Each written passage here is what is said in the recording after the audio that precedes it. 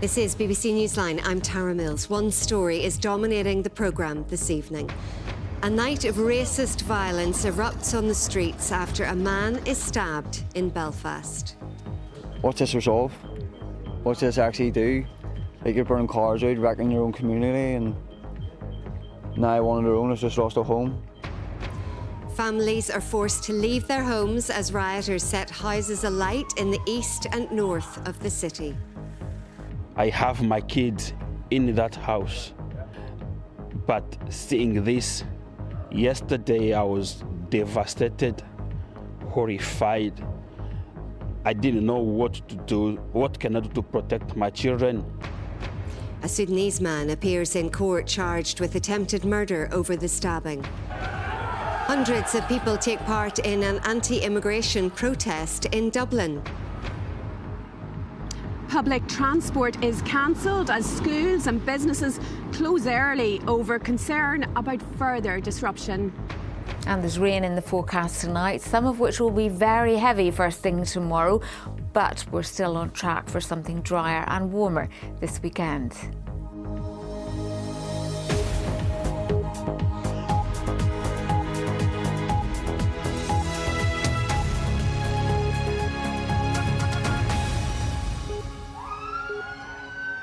Families running from their homes in fear. People from ethnic minorities driven out, wondering where they would find a bed to sleep in. These racist attacks happened in East and North Belfast, and there was trouble in other parts of Northern Ireland last night.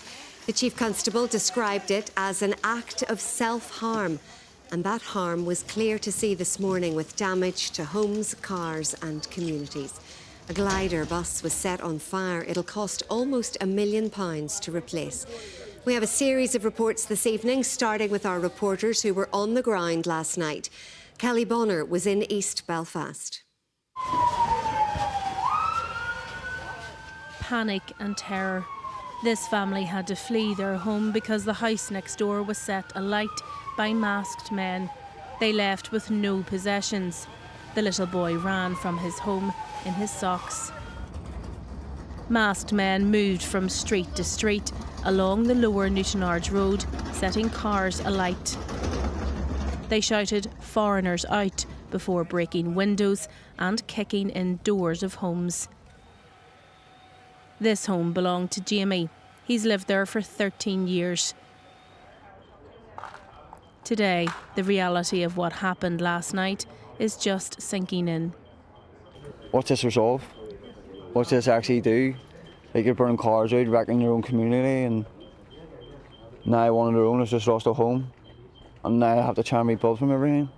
To watch that there, I'll never get over it. Never get over it in my life. This is the reality of what happened here in East Belfast last night. Homes completely burnt out and destroyed. These two cars were set alight at the side of the road here last night, which meant this house caught fire. The woman inside has a 7-year-old child. She told me she had to flee to her sister's house. Masked men made their way down Lendrick Street. They targeted this car until a woman told them it belonged to an elderly local man. They stopped and targeted a car they believed was owned by an immigrant. Anselm has lived in East Belfast for 13 years. He's now thinking of leaving. I have my kids in that house, and I'm living with them in that house until now. But seeing this, yesterday I was devastated, horrified. I didn't know what to do, what can I do to protect my children. Police said they rescued a number of families from their burning homes, one of which had a baby as young as 2 months old. You know, the fear, you try and put yourself into that environment, flames all around you, smoke enveloping your house, you've got a 2-month-old child, and all of it, you know, what have you done other than just wanting to live a life and be part of a community? You've done nothing wrong, just somebody decides to shout at you and set fire to the house around you and maybe your own house. I can't understand the logic. Families living in the area say they're frightened about what is yet to come. Kelly Bonner, BBC Newsline in East Belfast. Well, families in North Belfast were also forced out of their homes. Richard Morgan was there for BBC Newsline. An African family being led to safety. The trauma clear as this person collapses into the arms of firefighters.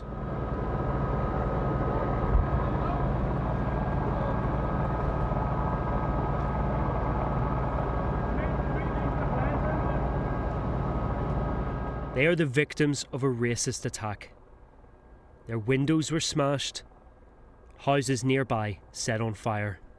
This is some of our members who've been with us for 20 years, who are getting put out of their home, had their house attacked, windows smashed, house beside them burned. They're good Christian people, and they're getting put out just because they're black.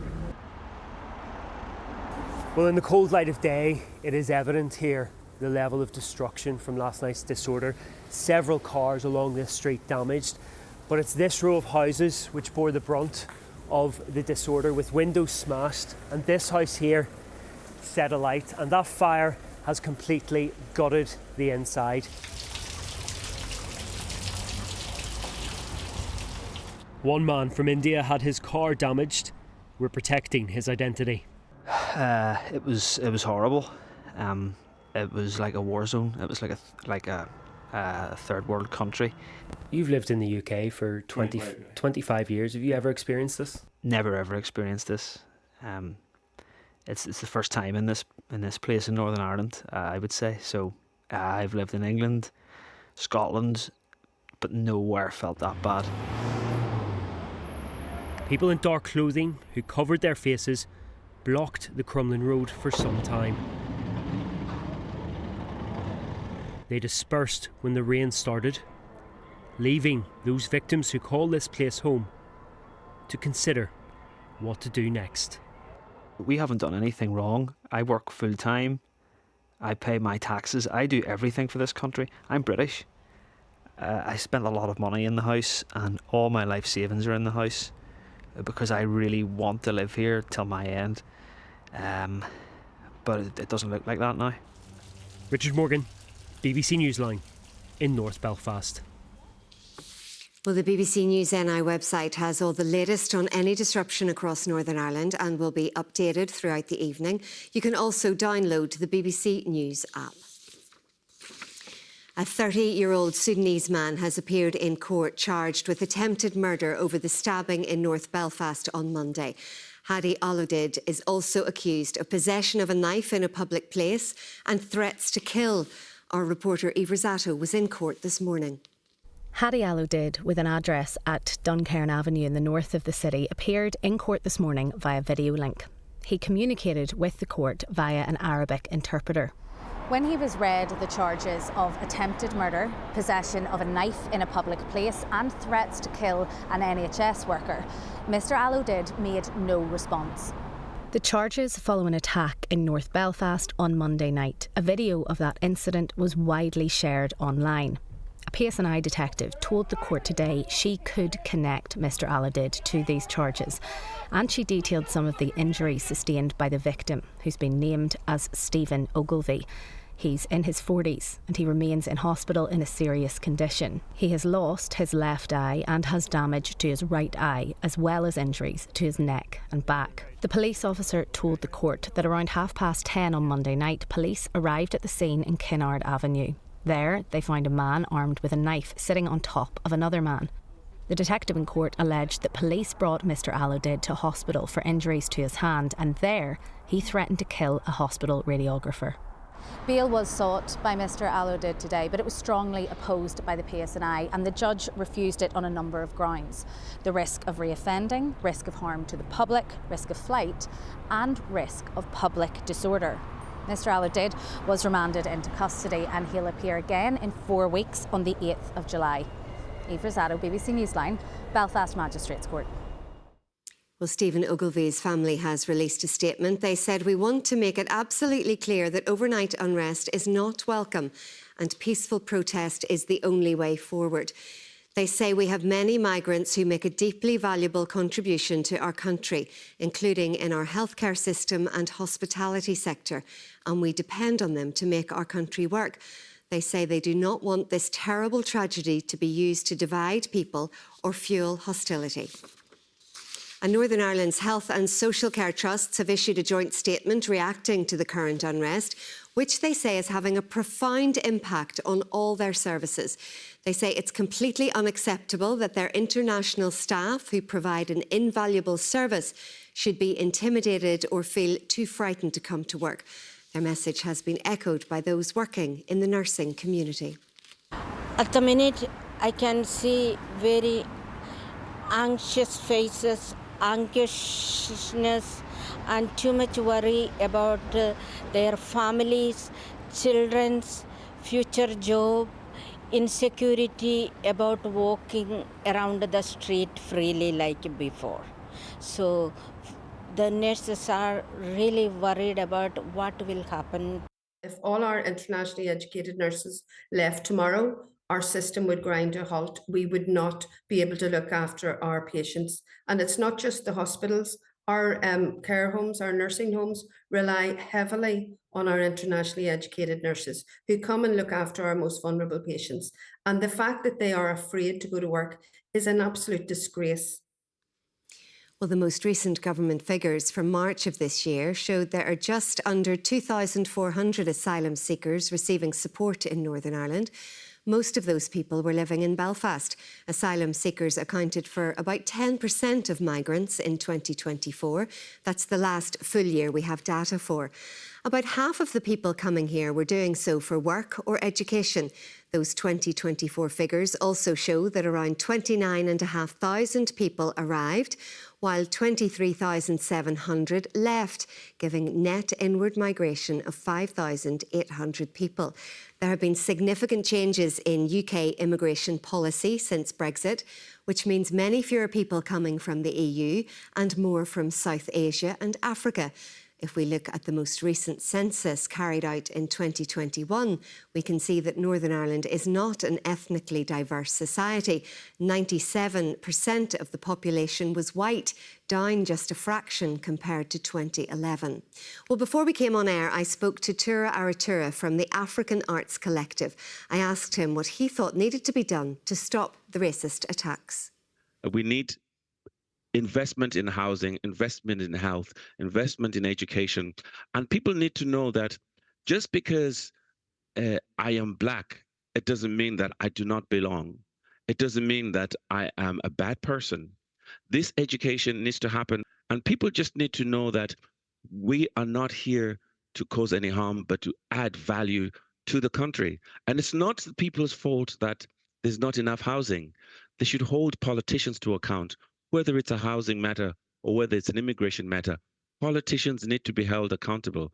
And that is a piece that is missing. There needs to be investment into the community. There needs to be a zero tolerance towards racism and racist attacks. And what about education within the communities that you're talking about here? Is that something that needs to be proactive, needs to increase to try to kind of reach out to some of the communities who are behaving in this way, wrecking their own communities and causing great fear for ethnic minorities? Well, do you know, it's more than just about the education into those communities. It is the education of the politicians. Because when you listen to the silence of the politicians in those areas, some of the politicians come up and they speak really encouragingly. They lead, they give solutions, but they also condemn the heinous things that are happening in the community. We heard what the First Minister said, and we heard what the Deputy First Minister said, albeit lackluster. The John Finucane from North Belfast, where the incident happened, he was really leading the way in terms of addressing and also acknowledging the community camaraderie and support of those people who saved that man's life. And really, we are a community, and the education needs to happen for all of us. just because you're a politician, it doesn't mean you know the solutions. But some of those politicians, sorry to interrupt you, Tara, but some of those politicians would say they were on the ground last night and nobody was listening to them, that it seems to have taken a step beyond what the politicians can do. It's when people wait for when things go wrong. Politicians have had a long time to address the problem. The race equality strategy was supposed to be implemented in 2015. All the political parties had that in their tray. None of the actions were implemented. There was no money invested in implementing the race equality strategy. The politicians are always playing chase and only come out when things go wrong. Weasel words and lackluster actions, lack of investment, and really they're not leading, they're not addressing the issues. That is the problem. Politicians are politicizing the issues but not addressing them. Tura Aratura speaking to me earlier. Well, several hundred people took part in an anti-immigration rally in Dublin city centre today. During speeches at the GPO in O'Connell Street, the organisers said they are calling for a referendum on the EU Migration Pact. Several speakers referred to the knife attack in Belfast on Monday night. Let's bring in our Dublin correspondent, Gabia Geddes-Fitzcatia. Gabia, what's the latest? Well, Tara, as you say, was around this afternoon when those couple of hundred of anti-immigration protesters gathered at the GPO on Dublin's main thoroughfare, O'Connell Street, and then they headed here to Leinster House on Kildare Street. But Gardaí were prepared, they were waiting for them, and they shut down the entire street and they put up these metal barricades. So by the time the couple of hundred crowd of protesters got here, they could not get through the barricades and they could not access Leinster House. And some of them were quite angry, and some of them did shout at the Gardaí. They were annoyed that they could not get through the barricades. Now, chief among their complaints and issues on immigration is that EU Migration Pact that Ireland is signing up to, and that aims to harmonise the flow of migration around the EU 27 member states. Now, as we go live to you this evening, the protest has cleared and the road has been reopened. And behind me in Leinster House, Irish politicians this afternoon on Leaders' Questions have condemned the scenes that we have seen in Belfast and in Northern Ireland in the past couple of days. Gabia in Dublin, thank you. Well, schools, shops and many businesses in Belfast closed early today over fears of further trouble. Traffic ground to a standstill before lunchtime and into the early afternoon as people tried to get home. Buses and trains aren't running this evening. Our reporter Elaine Mitchell is in Belfast city centre tonight. So no public transport, Elaine? No, that's right. And this is a very quiet Belfast city centre. I'm just at the back of City Hall, and this road would usually be quite busy at this time of night. But as you say, the buses were all called off from 5 p.m, the trains an hour later, and Belfast is very quiet. Now, TransLink did say that suspending services was a last resort, but that the safety of its customers and its staff was its top priority. Now, that all has had a knock-on effect for businesses here in the city centre. Quite a few do remain open, but some have decided to close their doors for the rest of the night. And business leaders came out today with a strongly worded statement about all of this, saying that this disorder is bad for business. What we're not in support of is people sending anonymous tweets around and Facebook posts telling businesses across Northern Ireland to close, when to close and when to send their staff home. And that's been deeply disrupting to the small businesses across our towns, to the whole business infrastructure across Northern Ireland. And we really need to see leadership coming out and everyone standing together to say, today that's not okay. Now, a number of schools all around Belfast closed their doors early today. The Education Minister didn't actually blanket close the schools, and he explained that decision to the Education Committee earlier today. It's important that we continue to operate. I don't believe we should ever allow those who engage in violence to win in our society. Closing down our schools would only encourage worse behaviour. And we should never cower to thugs that engage in this kind of behaviour. And it wasn't just schools that were affected. The Noah Donoghue inquiry, which has been running, it paused proceedings for this afternoon because the coroner was worried that the jury would be concerned about how to get home, and so they'd be distracted into the afternoon. We were supposed to have a new Presbyterian moderator as well. 500 congregations from all around Ireland were in Belfast for that, but that will have to wait for another day. And as well as this, shows and events all throughout the city centre have also been cancelled this evening. So a lot of people missing out on plans in Belfast tonight. Elaine, thank you.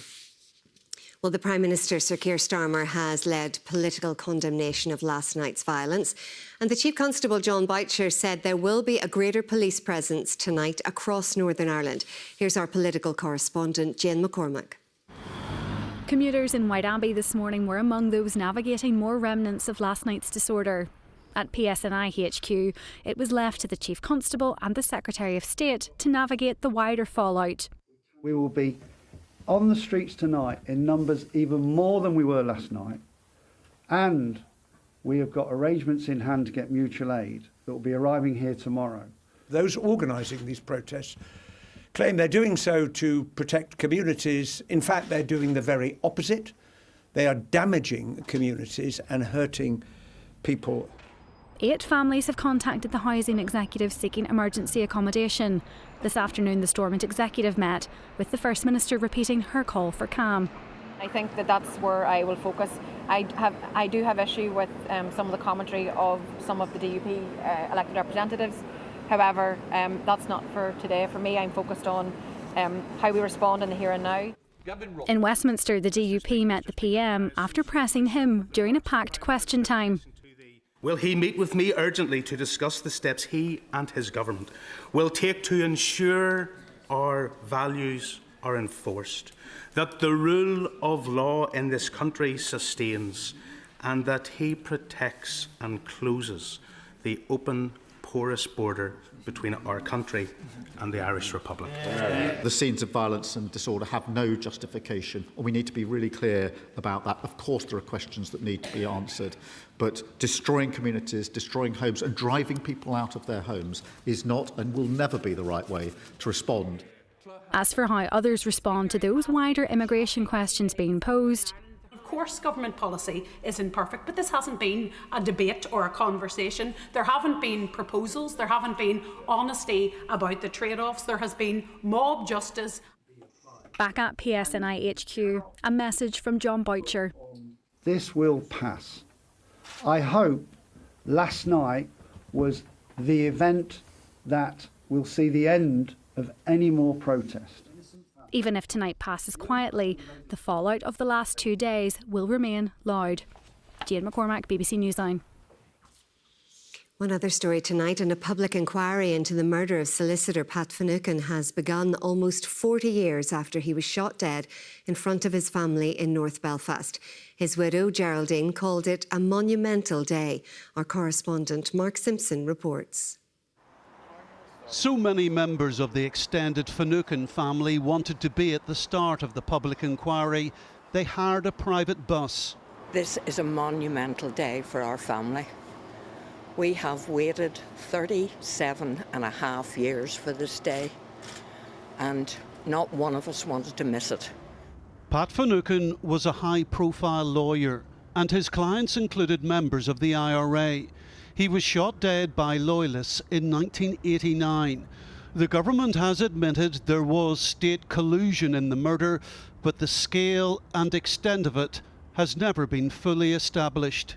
This is the first hearing of the independent public inquiry. The government has a legal representative at the inquiry, as do the police and the Finucane family. It's being chaired by a retired judge. He's made it clear he'll make his own mind up about what happened. The conclusions I reach will be my own, informed by the evidence and the submissions I receive, and nothing else. Today was just the start of a long process. The Finucane family and everyone else have not been given an exact timescale for this inquiry, but it is expected to take several years. Mark Simpson, BBC Newsline in South Belfast. Well, the weather has been changeable, to say the least, over the last couple of days. But Molly was making the most of a bit of sunshine at the beach today. Isn't she absolutely gorgeous? Cecilia, thank you. I feel like you gave that to me as a gift today. Well, I can't decide whether Molly is impressed or not impressed with what's going on around her at the moment. But yes, we've had some really cool and unsettled weather so far this month of June. But the nasty weather is showing signs of losing its grip. And if you've had your heating on recently, well, things are going to warm up a little bit this coming weekend. Now, we've had some showers, obviously, today, a few rainbows. Not too many thunderstorms around today, but some of the showers were still quite sharp. Not so many around at the moment, though. A lot of places will be dry this evening with some late sunshine. And then we're looking to the southwest. Clouds will increase to bring a weather system in, and that means widespread rain developing, particularly after midnight. That rain becoming heavy in places and affecting many places first thing tomorrow. So if you're on the roads tomorrow morning through the commute, there will be potentially some localised flooding and some large areas of surface water. And particularly in the east, I think, where that rain is slowest to clear. But once the more persistent rain moves on, we're left with lots of clouds through the day with some patches of rain and drizzle on and off, really. Quite breezy conditions as well, especially up towards the north coast and in the west. But the air is slightly warmer, so if it does brighten up at all later in the day, we could see highs of 17, possibly 18 degrees. Still a few showers on and off tomorrow night, still quite breezy conditions, but a lot of places becoming dry by morning, quite a mild night as well, and still that keen westerly breeze. So as we look ahead to Friday, the end of the working week, not too much in the way of wet weather for a change. 1 or 2 showers in the morning, but I think some sunshine developing in many places in the afternoon. It will still be quite breezy in places, but temperatures should be closer to the average, especially across Belfast and the southeast, up to 17 or 18 degrees. Now, we'll still have that keen westerly breeze on Saturday as we move into the weekend, and temperatures in many places will be in and around the high teens. On Sunday, the breeze will be a lot lighter. There'll be some clouds, some sunshine. Temperatures in Belfast around 18 degrees, but possibly up to 20 degrees in some places in the west. So it is going to get a bit warmer.